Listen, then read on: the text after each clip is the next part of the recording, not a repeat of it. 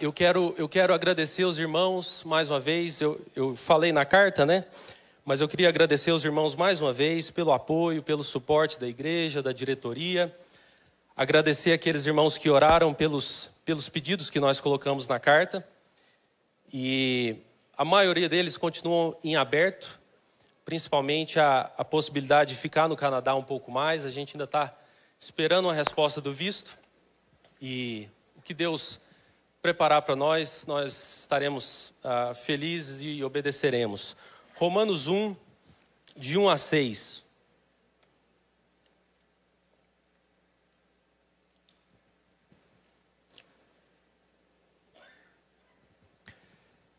Nessa noite, irmãos, eu quero trazer uma mensagem sobre o Evangelho. Eu estou num seminário muito interessante, onde eles permitem aos alunos estudar o básico da teologia, da interpretação bíblica, mas eles têm também o interesse de permitir que os alunos explorem assuntos que estão um pouco fora da teologia, para que a gente possa conectar com a Bíblia, com a palavra de Deus, seja o trabalho, seja a política, coisas desse tipo. E isso é muito bom, mas principalmente depois do terceiro ano, eu fui sentindo como se eu tivesse como uma nuvem que fosse movendo para fora do centro e daquilo que realmente importa. Eu estava ouvindo e aprendendo coisas muito interessantes, mas parece que eu fui sentindo falta daquilo que realmente interessava. E foi aí que eu tive a oportunidade de ter aula com o professor Douglas Moo. A gente fez 2 semanas no livro de Romanos. E foi um momento muito importante para mim, porque Romanos, muitos dizem que eu já ouvi falar isso, não sei quem disse, mas que se a gente perdesse a Bíblia toda, mas ficasse Romanos, a mensagem ainda estaria preservada. Eu acho que tem algo de verdade nisso. E, enfim, eu quero falar do Evangelho. O Evangelho é a transliteração da palavra grega euangelion, que significa uma boa notícia. E normalmente o apóstolo Paulo apresenta ela, cita ela ao lado do verbo kerusso, que significa proclamar e anunciar publicamente. Então, eu vou falar mais disso depois, sobre evangelismo, né? Muitas vezes a gente ouve essa história de que pregue, se possível, use palavras. O evangelho é uma mensagem, irmãos. É uma mensagem, a mensagem mais importante, é o cerne da Bíblia, da palavra de Deus, e ela tem que ser proclamada. É claro que é ótimo se a gente adornar essa mensagem com a nossa vida, vai facilitar que as pessoas nos ouçam. Mas o Evangelho é uma mensagem.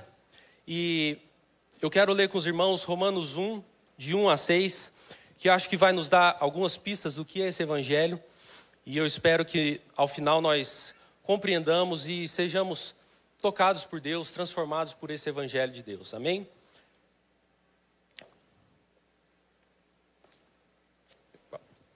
Vamos lá.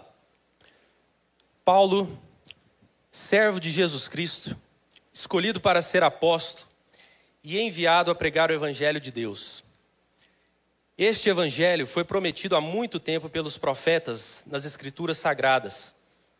E é a boa nova a respeito do seu Filho, que tomou a forma humana, tendo nascido na linhagem e da descendência de Davi, e que mediante o Espírito da Santidade foi declarado Filho de Deus com poder, ressurgindo dentre os mortos, Jesus Cristo nosso Senhor. Agora, por meio dele, recebemos graça e apostolado para chamar entre as nações um povo para a obediência da fé. E vocês também estão entre os chamados para pertencerem a Jesus Cristo. Vamos orar mais uma vez? Senhor Deus, eu te agradeço, Pai, por essa oportunidade de estar aqui compartilhando da sua palavra e pela oportunidade de estar aqui na nossa igreja, onde nós fomos criados, discipulados, onde nós recebemos o alimento espiritual. E, Senhor, eu quero te pedir hoje que o Senhor nos ajude a compreender o teu Evangelho. Eu peço que o Senhor nos ajude não só a compreendê-lo, mas que nós venhamos a ser transformados por ele. Eu peço, Deus, que o Senhor nos dê calma, que toda ansiedade seja acalmada, para que nós possamos estar atentos, Deus, à tua palavra. Fala conosco, Pai, é o que eu te peço, em nome de Jesus. Antes de nós começarmos a falar desse texto, quero fazer uma nota só sobre o tempo quando isso aqui foi escrito. Eu vou citar mais para frente o profeta Isaías, e pode ficar confuso, mas Paulo está escrevendo isso aqui para uma igreja na cidade de Roma, provavelmente uma série de igrejas que se reuniam em casa na cidade de Roma por volta do ano 56, 57, ou seja, uns 25, um pouco mais, anos após a morte de Jesus. Mas, como nós vimos aqui, Paulo fala das escrituras sagradas e de coisas que foram prometidas lá atrás. E nós temos, por exemplo, o profeta Isaías, que profetizou 700 anos antes de Cristo sequer ter nascido. Então, fique com isso na mente, para que a gente não se perca à medida que a gente tenta compreender esse texto. E vamos lá, tem 4 coisas que eu quero ver nesse texto com os irmãos. E tem muito mais, mas eu vou me ater a esses 4 pontos. E eu espero que Deus fale conosco através dele. A primeira coisa, o testemunho de uma vida transformada pelo Evangelho. Segundo, o escopo do Evangelho. Terceiro, a figura ou a pessoa central do Evangelho. E 4, a resposta necessária ao Evangelho. Primeiro, uma vida transformada pelo Evangelho. Se nós queremos entender o Evangelho de Deus, nós precisamos saber quem é o apóstolo Paulo. Eu entendo que Romanos é a melhor exposição do que é esse Evangelho. E Paulo escreve essa carta e outras e é capaz de explicar o Evangelho, porque esse Evangelho afetou ele de forma pessoal. Ele não está falando de algo que ele não conhece. O apóstolo Paulo, ele era um homem extremamente religioso. Ele era um fariseu. Os fariseus naquela época, eles tinham uma importância enorme no meio do povo de Israel, no meio dos judeus especificamente, porque eles foram um grupo de renovação, de transformação da religião e da identidade do povo judeu. O povo judeu era o povo de Deus, escolhido no Velho Testamento, mas vieram nações que guerrearam contra eles, dominaram eles e os levaram cativos. Muitos deles foram levados cativos para outras nações e tirados da terra. E foi depois do período do exílio que surge esse grupo dos fariseus, que eram homens extremamente rigorosos na sua leitura, na sua dedicação à lei do Velho Testamento. E eles meio que promoveram um movimento de restauração religiosa e espiritual do povo de Israel. O templo e a terra tinham sido tirados do povo de Deus. Esses eram temas, símbolos centrais para a religião dos judeus. Mas esses fariseus, eles falaram uma coisa. Eles falaram, nos tiraram tudo isso, mas nós ainda temos a lei de Deus. E foi aí que eles entraram com um programa de ensino e enforçamento da lei de Deus no meio do seu povo. A princípio, está tudo ok, parece uma boa estratégia. Só que eles eram meio legalistas e quanto mais o tempo passava, mais eles se tornaram legalistas, perdendo o espírito da lei. Mas para o nosso propósito de hoje, vale falar que eles eram um grupo importante. E Paulo era um membro desse grupo dos fariseus. Ele tinha importância, ele tinha status, ele tinha autoridade no meio do povo de Deus, no povo de Israel. E ele era extremamente rigoroso com isso. Só que apesar de observar a lei de Deus, o Velho Testamento, as Escrituras, Paulo ainda não tinha o coração transformado. Isso ficou bem evidente quando Jesus nasce e tem seu ministério e a igreja de Cristo começa a nascer. Mas Paulo, apesar de dizer que estava adorando o mesmo Deus que as Escrituras Sagradas pregavam, ele foi capaz de perseguir o próprio Jesus e os seus discípulos. Uma incoerência tremenda. Algo estava faltando para Paulo e a sua religião não tinha potência, não tinha poder para transformar o seu coração. Estava tudo aqui na mente, havia regras, haviam vestes, por fora parecia tudo bem, mas por dentro o seu coração ainda era capaz de odiar e aprisionar e até conspirar para matar pessoas. Mas isso muda um dia, quando ele estava viajando rumo à cidade de Damasco para perseguir mais cristãos. E uma luz brilha do céu, uma luz muito forte. e uma voz fala com ele de forma audível. Os companheiros ao redor dele viram a luz, mas não ouviram a voz. Só Paulo ouve a voz. E essa voz era do próprio Jesus. Só que agora o Jesus ressurreto, que fala com Paulo e chama ele pelo nome. Isso explode as categorias que Paulo tinha na sua mente até então. Para Paulo, Jesus era um profeta, um pregador itinerante, um homem carismático, um milagreiro, alguém que fazia milagres. Mas esse homem tinha morrido e sido sepultado. E para Paulo isso era o fim. Agora tudo que a gente tinha que fazer era perseguir o restante dos discípulos. E com pouco tempo o movimento estaria totalmente esmagado. Só que agora esse próprio Jesus fala com Paulo através dessa manifestação. E fala com Paulo pelo seu nome. Paulo então, ele sofre um choque. Porque tudo que ele construiu de religião e de vida, porque para esse pessoal rigoroso, a vida deles foi empregada nisso. Tudo para Paulo agora começa a mudar. Porque esse Jesus que ele se dedicou a perseguir, agora estava vivo.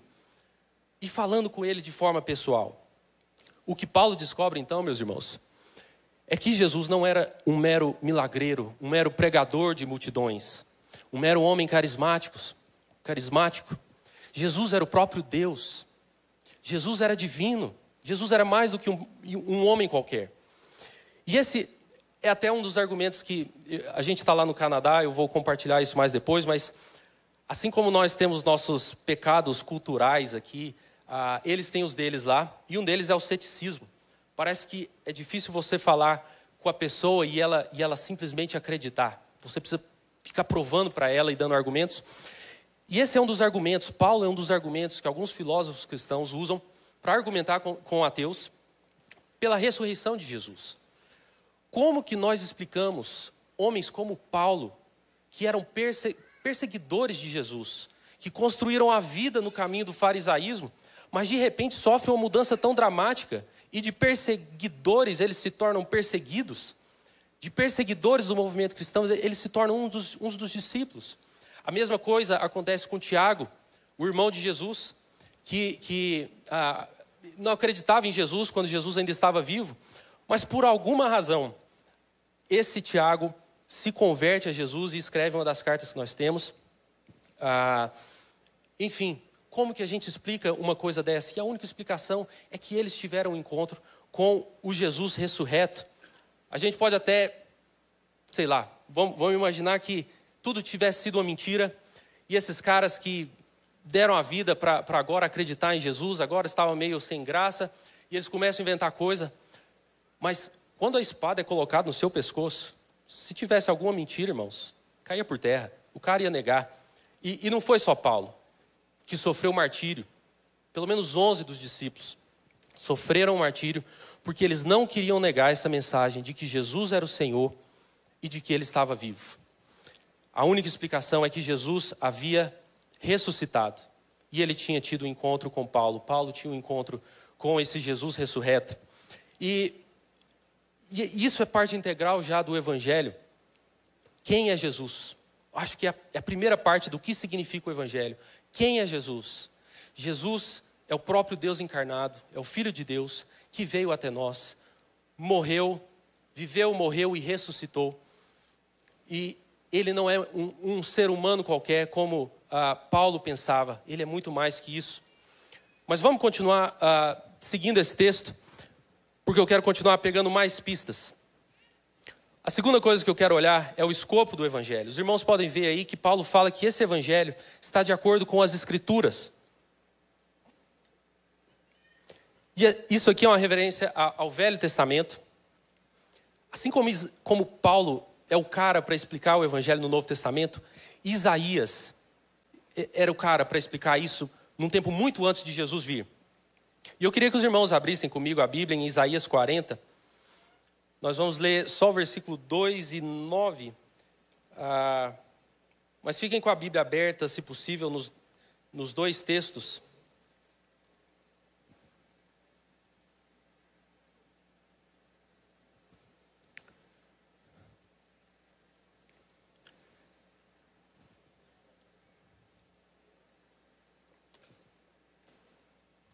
Toma um gole de água aí, irmão. Dá uma respirada que aqui a gente está chegando aonde eu quero chegar. Paulo fala que essas escrituras testemunharam do Evangelho. E à medida que eu comecei a ler Isaías e procurar as referências a essa palavra, Evangelho, boas notícias em Isaías, eu comecei a ver que essa boa notícia tem um escopo amplo. É por isso que eu quero falar agora sobre o escopo do Evangelho. Porque esse Evangelho, nós vamos ver em Isaías, é uma grande mensagem de restauração. Uma grande obra, uma grande ação de restauração que Deus ia realizar no futuro. No caso de Isaías. E eu quero ler algumas partes disso com os irmãos. Vamos lá. Isaías 40, versículo 1. Diz assim: Consolai, consolai o meu povo, diz vosso Deus. Falai ao coração de Jerusalém. Bradai-lhe que já é findo o tempo da sua milícia e que sua iniquidade está perdoada. Versículo 9 fala das boas notícias. Tu, ó Sião, que anuncias boas novas, sobe ao monte alto. Tu que anuncias boas novas, ó Jerusalém, ergue a tua voz fortemente. Aí está o vosso Deus.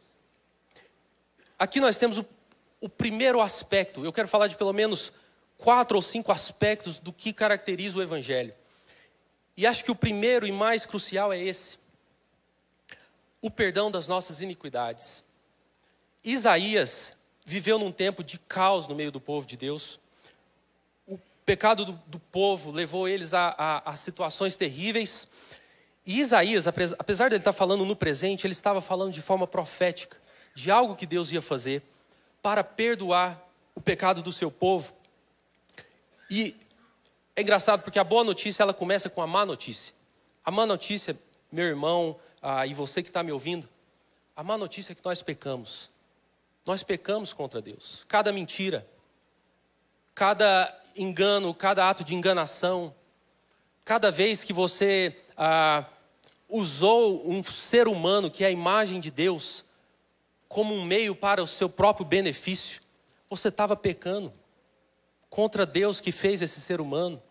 Cada vez que você roubou de alguém, não interessa se foi um roubo explícito ou se você enganou alguém para roubar algo dela, você estava roubando de Deus.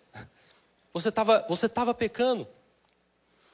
Isso tem várias manifestações, mas a boa notícia que Isaías estava dizendo é que esses pecados que nós cometemos, que o povo de Deus cometeu lá atrás, Deus faria algo no futuro para garantir o perdão desses pecados.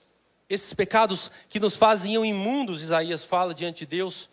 Deus realizaria uma obra para perdoar esses pecados. E é isso que Deus faz em Jesus, irmãos. E aqui é o cerne do Evangelho. E é um dos motivos de eu estar trazendo isso numa noite pós-natal. Jesus vem e morre naquela cruz, tomando os nossos pecados sobre ele, para que nossa dívida diante de Deus fosse paga. Não é que Deus varreu o pecado nosso para debaixo do tapete. Deus não é como nós. Nós fazemos isso, principalmente nós brasileiros. Morando lá no Canadá, eu tenho visto isso um pouquinho mais em mim mesmo. A gente tenta varrer o pecado, os nossos erros para debaixo do tapete, mas Deus é justo. Sendo justo, Deus não poderia deixar nossos pecados impunes. Deus tinha que ser justo e ao mesmo tempo amar. E foi esse o motivo de Cristo vir e morrer naquela cruz. Alguém estava pagando o pecado. Deus estava exercendo a sua justiça. Jesus morreu por pecados. Mas a boa notícia é que nós que devíamos estar lá não estávamos. Ele fez isso no nosso lugar, no meu lugar e no seu. Então, quando Jesus morre na cruz pelos nossos pecados, aquele que crê em Cristo agora não tem pecado. É como se a gente chegasse diante de Deus, esse juiz, e o juiz não tivesse nada a falar a nosso respeito, não tivesse nada para condenar, porque alguém já veio e tomou a culpa. Então, esse é o primeiro aspecto, irmãos, do Evangelho que faz ser essa boa notícia. É a boa notícia que os nossos pecados que nos separavam de Deus, alguém lidou com eles, alguém lidou. Alguém resolveu eles para nós. E foi Jesus. Então, Isaías viu isso 700 anos antes de Jesus vir. E quando Jesus vem, ele entende que ele era esse Salvador prometido que nos salvaria dos pecados. E passam-se alguns anos, Paulo olha para Jesus e para Isaías, e ele fala, tudo está se encaixando. Jesus é o Salvador que veio nos perdoar dos nossos pecados. Então, esse é o primeiro aspecto das boas novas do Evangelho. Deus interveio na história da humanidade para perdoar os pecados dos seres humanos, e ele fez isso através de Jesus. Esse é o primeiro aspecto, o aspecto jurídico. Mas vamos um pouquinho mais adiante. Abre comigo em Isaías 61. Nós vamos ler, acho que só os versículos 1 e 2.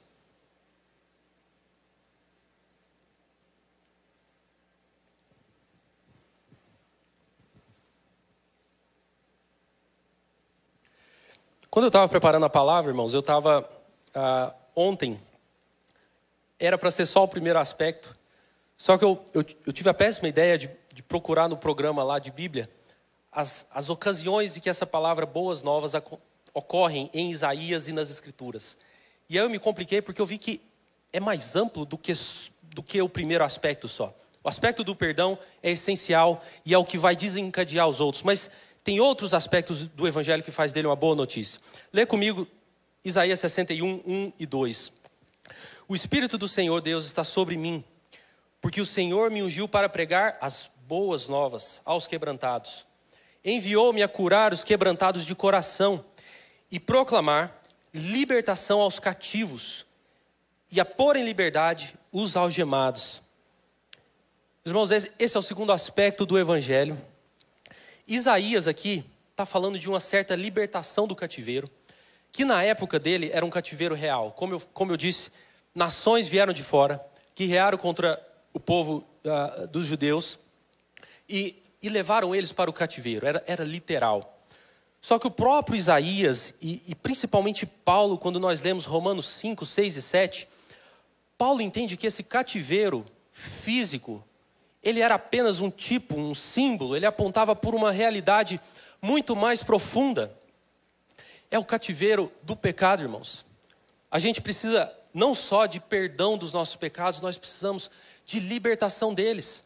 Se você ler Romanos 6, você vai ver que Paulo fala do pecado como se ele fosse uma coisa, uma pessoa, um ser tirano que domina sobre a nossa vontade. De forma que nós não somos mais livres, mas nós somos dominados por esse poder estranho do pecado, esse poder tirano do pecado. E isso não é verdade, irmãos? Novamente, a boa notícia vem após a má notícia. A má notícia é que nós...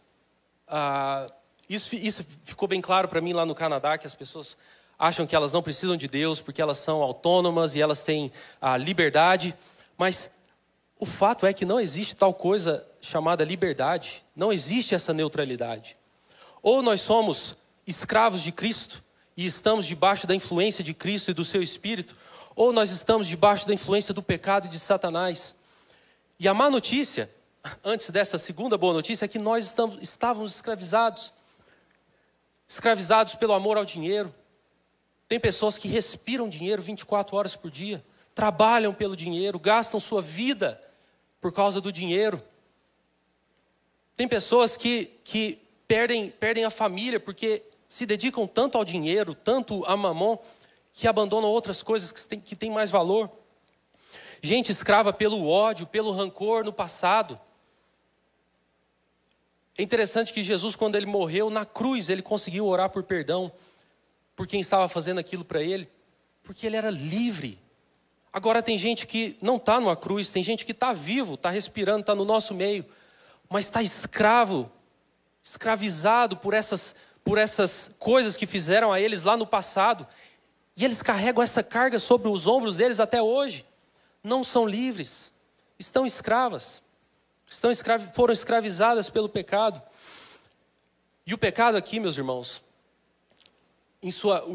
uma definição que eu tenho é do John Stott, que ele fala que o pecado é a inversão dos dois grandes mandamentos, que é amar a Deus sobre todas as coisas e ao próximo como a nós mesmos. O pecado, ele inverte isso. Ele coloca a gente como primeiro.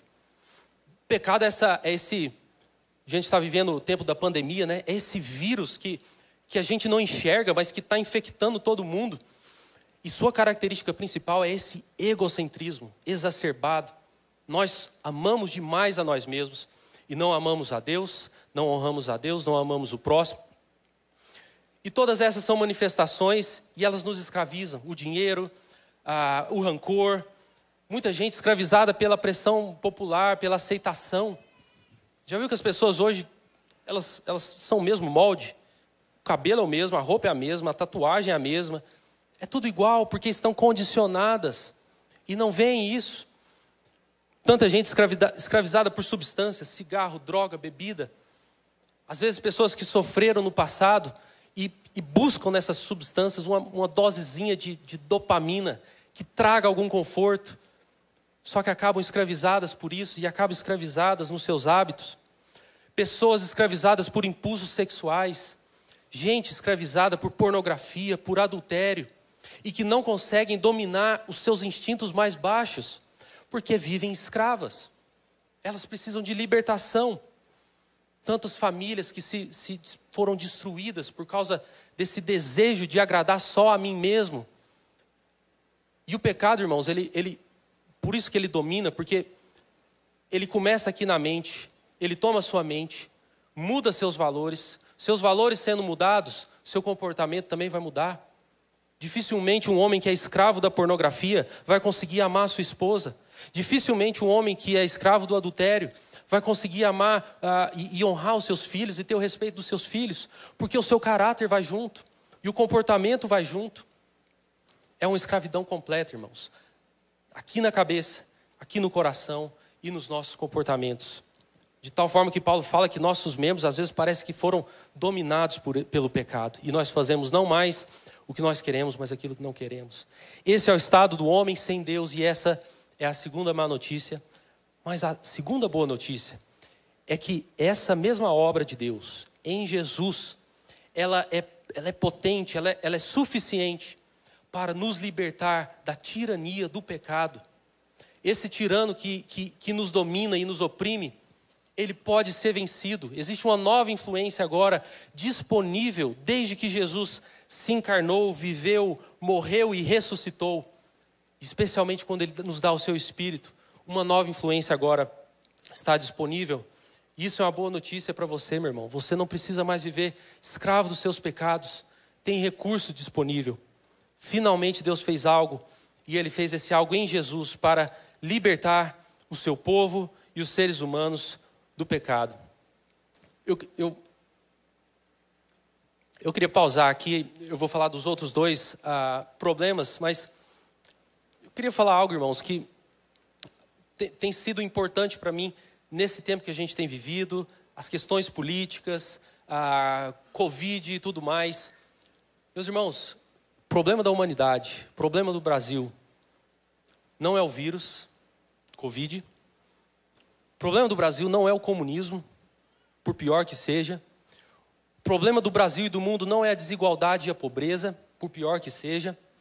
O problema do mundo é o pecado.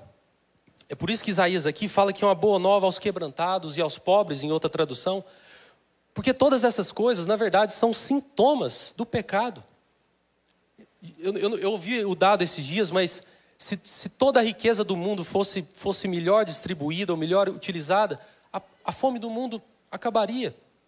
Então, eu não tenho muita esperança de que isso seja feito a nível global por gente que não conhece a Jesus. Mas isso começa a ser uma realidade naqueles que se rendem ao senhorio de Jesus e na igreja. Conheço tanta gente que já foi ajudada, porque essa boa nova, ela vira a gente de cabeça para baixo, os nossos valores, e uma nova sociedade começa a surgir disso. Nosso problema, irmãos, não é esquerda nem direita, não é Lula nem Bolsonaro. Não estou falando que os irmãos não têm que ser responsáveis no voto, mas o nosso problema fundamental é o pecado. E acho que é isso que a igreja tem que ter como alvo. É esse o inimigo que a igreja tem que ter como alvo.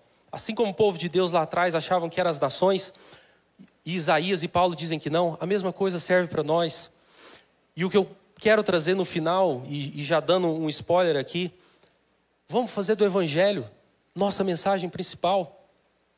faz uma recapitulação aí do seu ano que passou. Quantas vezes você anunciou publicamente as boas novas do seu candidato predileto? Quantas vezes nesse ano passado você até entrou em discussões políticas e brigou com gente que você amava por causa das suas preferências políticas? Agora, vamos olhar para o outro lado. Quantas vezes você falou do pecado e da solução em Jesus para pessoas ao seu redor? Quantas vezes você anunciou o evangelho para pessoas ao seu redor? Será que a gente não está invertendo, dando valor demais para coisas que, por mais que importantes, são secundárias e deixando o principal de lado, nós como igreja? Nosso problema é o pecado, irmãos, e nós precisamos de perdão e de libertação. E é isso que Isaías prometeu que ia acontecer, e é isso que Paulo vê acontecendo quando Jesus vem, tem seu ministério, morre na cruz e ressurge dos mortos para nos libertar do pecado. Eu vou continuar agora um pouco mais rápido. E o terceiro aspecto, a gente está falando do escopo do evangelho. O terceiro aspecto do evangelho é a vitória sobre a morte. Eu não vou abrir com os irmãos, mas Isaías fala de um tempo que viria, também relacionado a essa grande ação que Deus ia fazer na história. E que até mesmo a morte, que é o grande tirano que nos amedronta, até esse inimigo que ninguém nunca conseguiu vencer, ninguém nunca descobriu a fórmula da imortalidade, a medicina até hoje não conseguiu descobrir uma forma de vencer a morte. Isaías profetizou que um dia Deus faria algo para vencer até mesmo a morte que entra ali desde de Gênesis. E isso é feito em Jesus.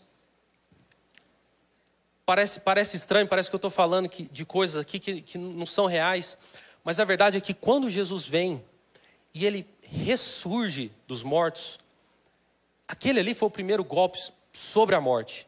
A morte não conseguiu reter Jesus, e a promessa para nós é que nós experimentaremos a mesma coisa que Jesus experimentou, a vitória sobre a morte. Isso é uma excelente notícia, irmãos. Nós estamos aí amedrontados há 2 anos por causa desse vírus. E novamente, não estou falando que a gente não tem que ser responsável. Eu tomei minhas 2 vacinas, uso máscara, fiz lockdown e tudo mais. Mas isso não pode amedrontar a gente. Nós temos a esperança de vitória sobre a morte. Então, todos esses grandes inimigos que assolavam a humanidade, Deus lá atrás prometeu que faria algo a respeito. E quando Jesus vem, esse grande projeto de Deus, ele é colocado em ação.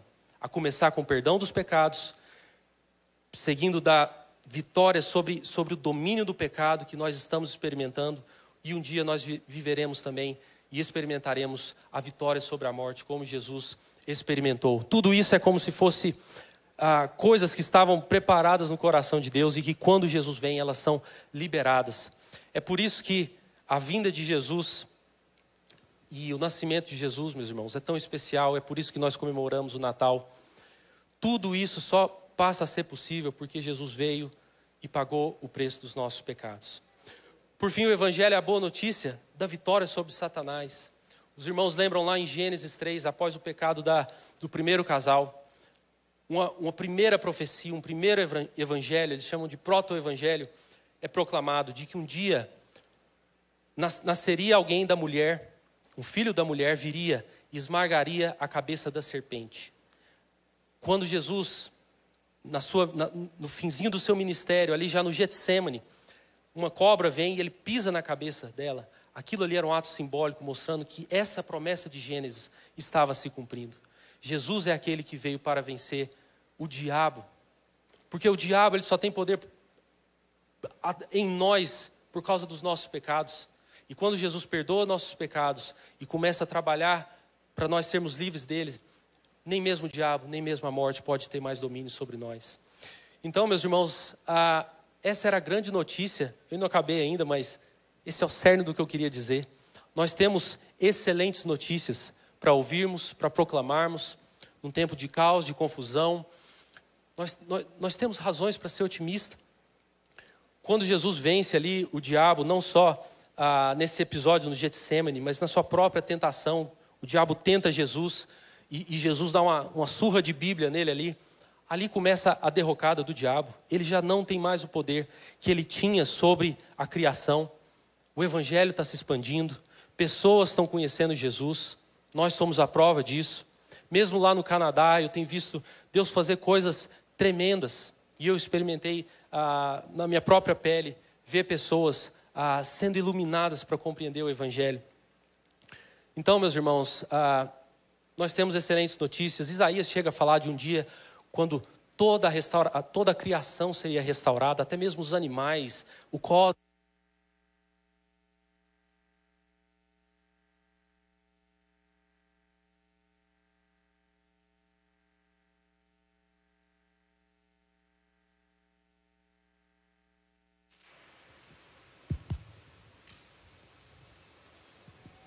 Eu acho que é um sinal, irmãos, para eu parar de falar. Mas não é da gente se entusiasmar diante de tão boas notícias. E o que tem me ajudado em meditar o evangelho, porque nós temos sido pressionados e tentados a focar em problemas humanos e que são importantes. Mas existe uma realidade espiritual. Existe uma realidade espiritual. E nós não nos damos conta, e esse é um dos pedaços disso que Paulo fala aqui, quando ele fala que Jesus foi designado Filho de Deus em poder. Isso não é só uma referência a Jesus como divino, mas seu papel como rei. É uma referência ao Salmo 2, que falava que um dia o rei prometido ascenderia ao trono. E foi isso que os primeiros discípulos entenderam quando Jesus sobe o trono. Jesus está reinando agora, irmãos. Ele já venceu os grandes vilões que assolam a humanidade, e Ele está dirigindo a história no caminho que ela deve ir. Nós podemos ser otimistas, e mais do que isso, nós podemos nos engajarmos nessa obra, nos engajarmos. Eu tive uma experiência numa viagem, acho que eu comentei na carta. Quando eu fui para lá, eu não sei se eu assisti muito vídeo do Billy Graham, mas eu achei que eu ia ser um tremendo evangelista. Só que eu me frustrei assim já de cara. Parece que eu estava batendo de frente com a muralha. As pessoas céticas, elas não eram hostis à minha mensagem, elas eram indiferentes, o que me incomodava mais ainda, porque parecia que não tinha valor o que eu estava falando para elas. E aí a gente vinha orando, eu e a Mel, oramos por nossos vizinhos, tentamos começar algumas coisas lá. Mas eu vim orando por isso. Deus, eu sou portador dessa boa notícia. Eu tenho que entregar ela para mais gente. Ainda que eu não veja o resultado, eu tenho que entregar para mais gente. E como a cultura era muito fechada, eu passei a orar mais e falar menos. E passei a esperar o momento de falar. E teve uma viagem, tiveram algumas situações, uma com um rapaz da Palestina, que eu acho que ele é um muçulmano não praticante, que estava vivendo em Vancouver. E quando eu falei de Jesus, ele falou de cara para mim, que achava lindo, mas ele não cria que Jesus era Filho de Deus, o Messias prometido. E no dia eu tentei falar alguma coisa ali, não funcionou, ele foi embora. E eu voltei para casa mal. É como se eu tivesse perdido uma batalha. E aí, eu comecei a orar por esse cara. Chama Sina. Eu comecei a orar por ele. Acho que por vários meses, quase um ano. Eu não vi ele, foi quando a pandemia começou. E aí, um dia, me veio no coração de novo, na mente de novo, Sina. Eu falei, vou orar por ele e eu vou chamar ele para um café. Vamos ver o que vira. Só que dessa vez, eu já calejado por causa das frustrações, eu falei assim, eu falei com Deus, falei, Deus, se o Senhor tem um propósito na vida desse menino, desse rapaz, abre o coração dele, desperta a curiosidade e faz com que ele venha a fazer perguntas e que ele corresponda àquilo que eu falar para ele. E aí a gente foi tomar um café, né? E aí eu comecei aquela conversa de crente que começa a dar a volta ali para ver se uma hora chega no ponto, né? E para minha surpresa, diferente da outra vez, ele estava aberto. Ele estava curioso. E eu falava algumas coisas e ele me perguntava mais. E eu falava mais e ele perguntava mais. E eu sei que a gente foi andando, a gente andou, eu acho que por mais de 1 quilômetro tomando café. E aí a gente parou, sentou num banquinho. E foi nesse momento que ele começou a abrir a vida dele. Foi nesse momento que eu vi que algo mais estava acontecendo. Aquela muralha estava começando a quebrar. E, enfim, eu não vou delongar aqui, mas ele não fez uma confissão pública de Jesus. Mas ele se mostrou muito aberto. E foi naquela conversa que eu expliquei. E ele me perguntou, isso que foi o mais interessante. Eu não precisei falar de Jesus. Ele falou assim: o que vocês acreditam que Jesus veio fazer? Aí nessa hora eu falei assim: não é possível que esse cara está me perguntando isso. Eu até gaguejei. Eu estava tão acostumado à hostilidade que quando ele se abriu, parece que eu não estava pronto. Mas aí eu expliquei o que Jesus veio fazer. E eu expliquei isso aqui que nós estamos falando hoje. A obra de Jesus, irmãos, só Jesus pode fazer por nós. E o mundo precisa ouvir. O mundo precisa ouvir. Eu vi lá no Canadá, é um país desenvolvido, seguro, bonito, mas as pessoas continuam tendo os mesmos problemas que nós temos aqui. Problemas com vícios, problemas com casamentos que não se sustentam. Esse egoísmo do ser humano, esse egocentrismo do ser humano, que destrói tudo que está ao seu redor, está presente lá. O pecado está lá também, é universal. E com o Siná foi isso. Eu dei um livro para ele, foi outra coisa que eu aprendi. Às vezes a gente não sabe falar tudo, mas você pode dar um livro pequeno para o cara ler. Uma segunda experiência, a gente tinha um pequeno grupo de brasileiros. Nós estamos com outro pequeno grupo hoje, mas chegou um cara lá um dia, nesse antigo primeiro grupo. Ele era alguma coisa de judeu, mas nasceu em Vancouver e não sabia nada de Deus. Ele passou a reunião toda no meio da gente. Ele ficava olhando assim, assustado, meio que maravilhado, não sei. E aí no final a gente sentou com ele e falou com ele, perguntando para ele: o que você achou? Aí ele falou assim: eu achei legal e tal, mas me fala uma coisa, o que é Deus? Olha a pergunta desse cara. Ele não perguntou quem é Deus. Ele não tinha nem a noção de que Deus é um ser pessoal. Ele queria saber o que é Deus. Esse foi um outro exemplo esse não foi tão bem sucedido. Eu também dei o livro. Depois tentei começar uma conversa com ele de novo. Ele não respondeu. Acho que provavelmente não leu o livro. Mas através dessas várias experiências, eu notei que a gente tem uma missão mais importante do que qualquer outra, que é de proclamar o Evangelho. Tem pessoas que nunca ouviram de Jesus, em pleno Canadá, que era um país majoritariamente cristão, 40 anos atrás, mais 60 anos atrás talvez. E tem gente lá que nunca sequer ouviu falar de Jesus, não sabem o que é Deus. Então, meus irmãos, nós temos essa grande mensagem de que Deus interveio na história da humanidade para livrar os seres humanos da culpa do pecado, do poder do pecado, do poder da morte e da tirania de Satanás, nosso adversário. E nós temos que proclamar. E a última coisa que esse texto fala é que a resposta que o Evangelho requer de nós é a fé. Paulo fala da obediência da fé e isso nos ajuda. A palavra fé vem da palavra grega pistis, que depois eu quero explorar com os irmãos. Eu fiz um trabalho só sobre estudando essa palavra e ela tem várias nuances, mas as suas nuances têm a ver com quem Jesus é e o que Ele fez. Primeiramente, o perdão dos pecados. Se o Evangelho é que Jesus fez algo que só Ele podia fazer para perdoar nossos pecados, a fé é uma resposta de receber, de simplesmente receber.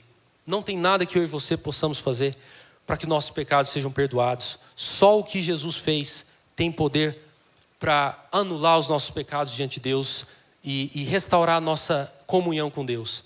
Então a fé é essa postura de recepção, de acreditar e de confiar no que Jesus fez, de que o sacrifício de Cristo foi suficiente para pagar os nossos pecados. A segunda coisa tem a ver com quem Jesus é. Eu falei aqui que essa referência de Jesus sobre sua ressurreição e ascensão, Paulo tem em mente que quando Jesus sobe aos céus, Jesus agora está reinando no trono nos céus e por isso governa toda a história. E se Jesus é tudo isso que ele diz que é, a resposta de fé nossa, irmãos, ela deve ser de se submeter ao senhorio de Jesus. E aí pode parecer meio estranho, você fala, mas você não falou que a fé é só receber e que eu não faço nada? É verdade, mas se tudo o que eu disse é verdade, e se aquilo que eu disse que não existe um campo neutro, ou você está sob a influência de Cristo, ou sobre a influência do seu ego, do seu pecado e de Satanás, qual seria a resposta mais lógica? De nós crermos de uma forma que nosso comportamento refletisse isso que a gente crê. Por isso que Paulo fala da obediência da fé. A fé não é mero assentimento intelectual, não é só concordar com a sua mente. A fé ela tem que ser incorporada na nossa vida. Então, caminhando para encerrar, meus irmãos, se tem alguém aqui que, eu não vou fazer apelo, mas se tem alguém aqui que se sentiu tocado por essa mensagem, conseguiu ver no que eu disse essa realidade de escravidão do pecado, de inimizade com relação a Deus por causa dos pecados, creia em Jesus e se submeta ao senhorio de Jesus. É o único caminho para a salvação, é o único caminho para o perdão dos pecados e é o único caminho para participar dessa grande obra de Deus de renovar toda a criação. E segundo, algo que eu já falei para nós crentes, vamos ser otimistas e vamos ter a proclamação do Evangelho como a orientação fundamental da nossa vida, aquilo de mais importante que nós temos que fazer na nossa vida. Talvez um projeto para o próximo ano. Vai ser um ano difícil, de eleição, de muita tensão, mas vamos fazer esse desafio de falar mais de Jesus, desse rei Jesus, desse governante Jesus, do que até dos nossos políticos, dos nossos hobbies, seja lá o que for. Porque só Jesus tem os recursos que a humanidade tanto necessita e nós somos os portadores dessa boa notícia. Amém? É isso que eu tinha para nós hoje e acho que eu vou orar e depois passo de novo para o pastor Jesus. Senhor Deus, obrigado por esse momento, obrigado pela tua palavra, obrigado pelo Evangelho, obrigado por essa mensagem que nós portamos e que nós portamos porque ela nos alcançou. Assim como o apóstolo Paulo, Senhor, o Senhor nos alcançou, o Senhor perdoou nossos pecados, restaurou o nosso relacionamento com Deus que estava impedido por causa dos nossos pecados que nos separavam de Ti. O Senhor está nos libertando também do domínio do pecado, aqueles hábitos velhos, aquelas paixões, aqueles hábitos da carne que dominavam as nossas vidas antes, não nos dominam mais, porque nós fomos iluminados, porque nós fomos alcançados pelo Teu Evangelho, porque estamos em união com Cristo e temos a influência do Seu Espírito no nosso coração. Nós não estamos entregues à influência da carne e do pecado mais. Senhor, nós Te agradecemos porque nós fomos libertos do domínio de Satanás sobre as nossas vidas. Quantos de nós foram usados por Satanás para promover o mal na sua boa criação, em cada mentira, em cada enganação. Nós promovemos esse mal porque nós estávamos sujeitos não só ao nosso pecado, mas também a Satanás. Mas obrigado, Senhor, por essa boa notícia de que nós podemos ser livres de Satanás, porque Jesus venceu ele ali na cruz. Nós Te agradecemos, Senhor, pelo Evangelho, e eu quero Te pedir que o Senhor nos capacite, Pai, a proclamarmos o Teu Evangelho aonde quer que formos. Que onde nós formos, Pai, nós sejamos embaixadores do Rei Jesus, a proclamar quem Ele é e o que Ele fez. É isso que eu Te peço, Senhor, em nome de Jesus. Amém. Amém.